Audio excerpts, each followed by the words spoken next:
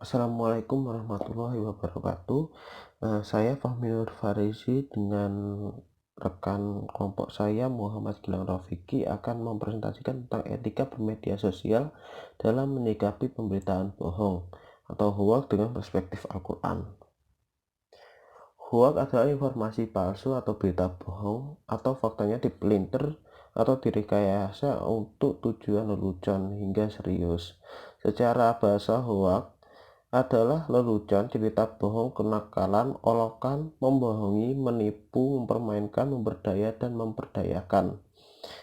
Dapat dipastikan bahwa berita tersebut adalah berita hoax karena informasi atau berita yang tersebar berbeda data atau kejadian yang sebenarnya. Faktor utama pelaku penyebaran hoax.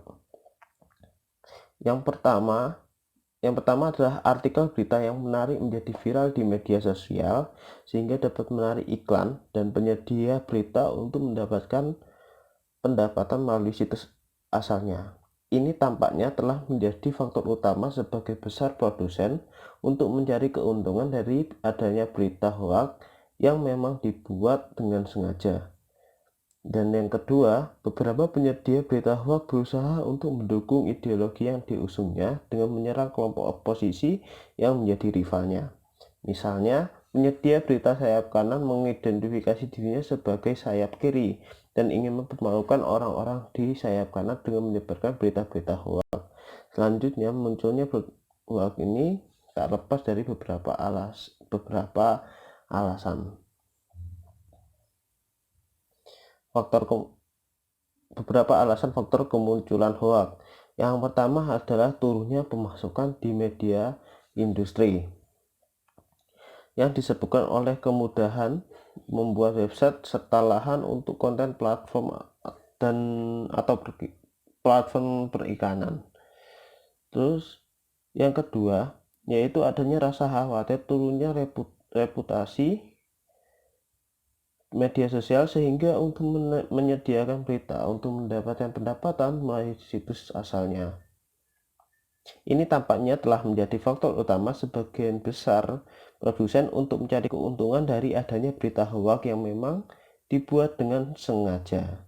Dan yang ketiga yaitu munculnya wadah media sosial seperti Facebook, Twitter juga menjadi sarana masyarakat untuk menerima atau menyebarluaskan berita dan informasi baik berupa gambar dan video. Jadi hoax ini juga bisa banyak muncul karena juga adanya wadah yang menjadi malah menjadi meringankan untuk mempermudah penyebaran dari hoax itu. Assalamualaikum warahmatullahi wabarakatuh. Nama saya Muhammad Gilang Rafiki, NIM 1510651134. Saya ingin meneruskan apa yang telah disampaikan oleh kawan saya. Saya ingin menjelaskan dampak dari peredaran hoax. Merebaknya peredaran hoax di media sosial telah memberikan dampak negatif yang sangat signifikan. Contohnya adalah merugikan masyarakat.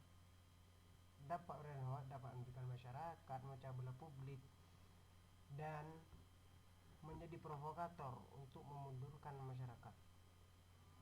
Memang berita hoax sengaja ditujukan untuk menghebohkan masyarakat sehingga menciptakan skeptis terhadap masyarakat dengan berbagai dampak negatif yang dapat ditimbulkan akibat peredaran hoax tersebut.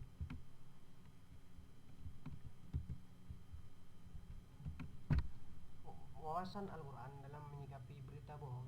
Sejarah Islam mencatat bahwa fenomena hoax juga sudah sering merugikan umat Islam, terlebih-lebih sudah berusaha memasuki teks Al-Quran namun tidak berhasil karena Allah telah menjamin kesucian Al-Quran.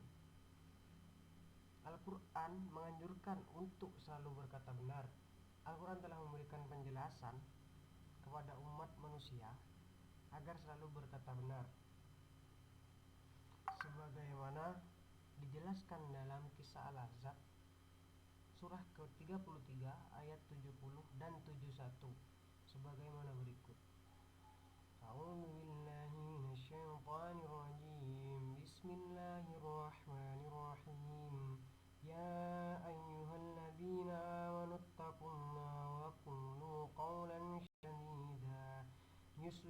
لكم أعمالكم ويغفر لكم ذنوبكم ومن يطع الله ورسوله فقد فاز فوزا عظيما.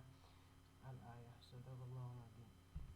Yang artinya, hai orang-orang yang beriman, bertakwalah kamu kepada Allah dan sampaikanlah perkataan yang benar.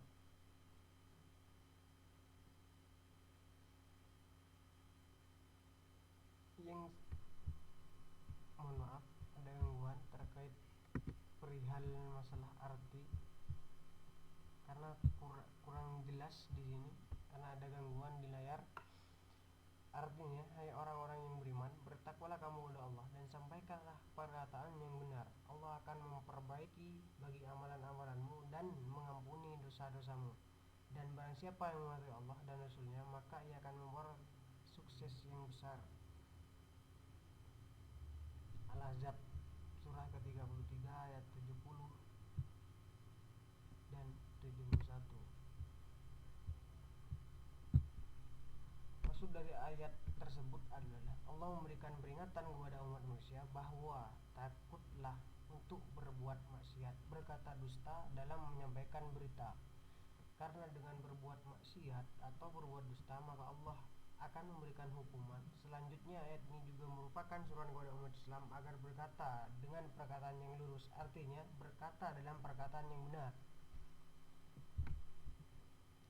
Dan anjuran juga kepada umat Islam bertabayun setiap menerima berita.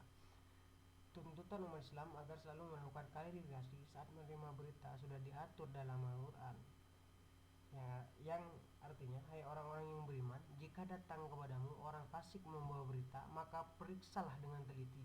Tabayyun, fatabayyanu, agar kamu tidak menimpakan suatu musibah kepada suatu kaum tanpa mengetahui keadaan yang menyebabkan kamu menyesal atas perbuatan tersebut. Ayat tersebut sudah jelas mengatakan bahwasanya fatabayyanu, tolong koreksilah terlebih dahulu sebelum menyebarkan berita tersebut. Hal ini dilakukan sebagai upaya mengantisipasi datangnya berita hoak yang akan menyebabkan pertikaian, permusuhan, dan penyesalan. Ayat ini juga menunjukkan adanya penekanan Al-Quran terhadap nilai dasar keimanan dan ketakwaan kepada Allah Subhanahu wa Ta'ala. Selain itu, ayat di atas juga menunjukkan adanya penekanan dari Al-Quran terhadap para tokoh agama Islam agar berperan dalam minimalkan peredaran berita hoak di masyarakat, bukan malah menambahnya. Al-Quran sangat mengecam orang yang ikut andil dalam menyebarkan berita bohong, baik dengan sadar ataupun tidak sadar. Hal ini dijelaskan dalam kisah An-Nur surah ke-24 ayat 14 dan 15. Bismillahirrahmanirrahim. Walaula fadlullahi 'alaikum wa rahmatuhu fid dunya wal akhirati lamassakum fima aqadtum fihi 'adzabun 'adzim. إذ تلقونه بألسنتكم وتقولون بأفواهكم ما ليس لكم به علم وتحسبونه هينا وهو عند الله عظيم.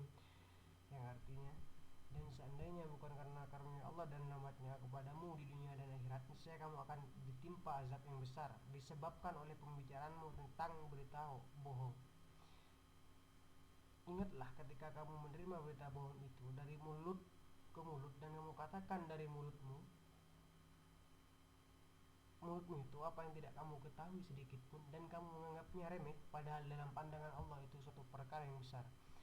Ayat tersebut menjelaskan bahwasanya ketika kita menyebarkan sebuah berita bohong yang kita anggap remeh, maka sungguhnya yang kita anggap remeh, sedangkan kita memang tidak tahu menahu akan kabar tersebut, sungguhnya Allah telah menganggapnya suatu perkara yang besar. Jadi kesimpulannya, dari pemaparan di atas dapat diambil kesimpulan bahwasanya mewabahnya peredaran berita hoak di media sosial merupakan sebuah fenomena yang amat sangat meresahkan di masyarakat. Munculnya berita hoak tersebut telah memberikan dampak negatif yang sangat signifikan. Jadi agar tidak terjadi penyebaran berita hoak yang sangat signifikan, maka diharuskan bagi kita untuk selalu bertabayun. Ya, demikian dari saya dan juga teman saya. Apabila ada salah kata, mohon maaf yang sebesar-besarnya. Al insanu mahal khotok wa nisyan. Billahi taufiq wal hidayah. Wallahu muwaffiq ila aqwamit thoriq fastabiqul khairat. Ida coba mahadamini istata'tuh. Ida wajadtum kalimatan khotoya mini. Assalamualaikum warahmatullahi taala wabarakatuh.